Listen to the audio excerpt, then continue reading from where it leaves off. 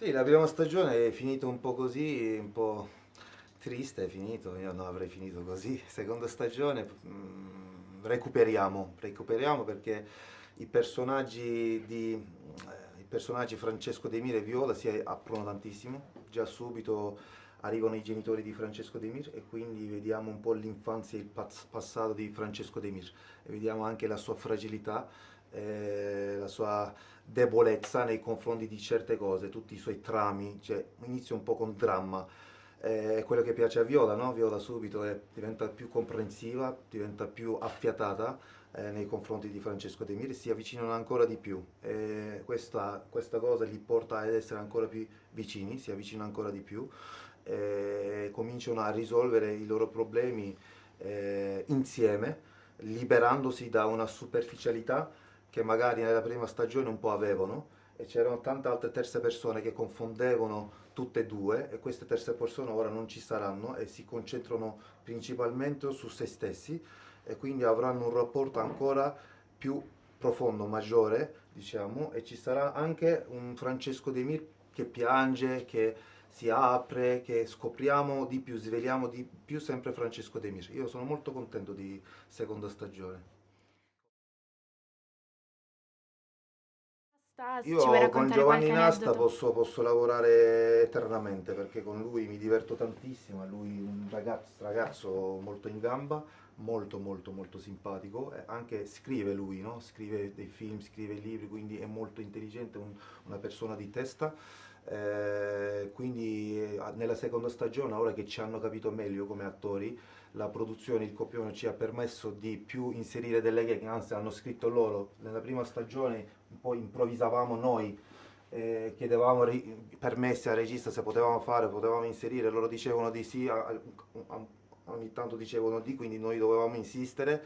E nella seconda stagione ora ci hanno già scritto questa cosa, quindi noi attori, utilizzando i nostri personaggi, abbiamo un po' rivolto loro, sceneggiatori, di scrivere, plasmare i personaggi in quella direzione. Però Giovanni Nasta è un attore che mi permette a essere sciolto, aperto. Se non trovi quel passo da lui, da un attore, da solo non lo puoi fare. Quindi beccare un attore come lui è importante perché permette anche a me a recitare meglio, permette anche a me di essere più tranquillo con quello che giro.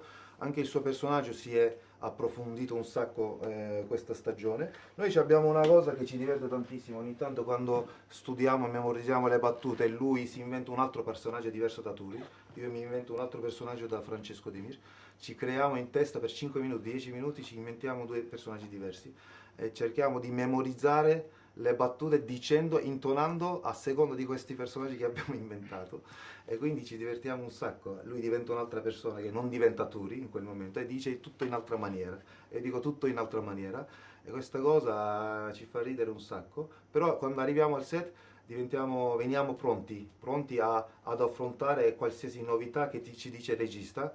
Se vogliamo cambiare oppure intonare diversamente, che il regista ci chiede, noi siamo già pronti. Quindi le scene vengono da paura con lui. Un'ultima. Sud mi piace tantissimo perché assomigliano anche di più ai turchi, quindi sono molto calorosi, soprattutto il clima è particolare, la natura è molto particolare perché trovi montagna e mare allo stesso tempo e quando ti svegli veramente con un'energia diversa, diventi un vulcano anche te e poi l'aria è sempre fresca, il cielo è sempre chiaro, questo mi piace lì. E noi attori quando andiamo lì con la troupe cominciamo ad avere un rapporto ancora più profondo perché ceniamo insieme, andiamo in gita insieme, dove si gira comunque è sempre esterno, no? Si girano le scene di esterno, di fuori, quindi o si gira al mare o si gira in un bel posto che c'è un bel panorama e quindi quell'atmosfera nuova, bella, ci rende ancora più allegri, no? E quindi girare lì è un'allegria e poi i fan vengono là a salutarci, ad abbracciarci, a tifare, a fare, quindi sempre becchi una nuova storia da raccontare là. Però diventa più faticoso, diventa più estenuante perché a Palermo lavoriamo 6 giorni anziché 5 e siccome c'è tanta voce fuori che la gente un po' fa casino e quindi la scena si stoppa, devi ripartire, questa rende un po' più difficile finire, però nonostante tutto quando ce ne andiamo via da Palermo andiamo via sempre con un sorriso.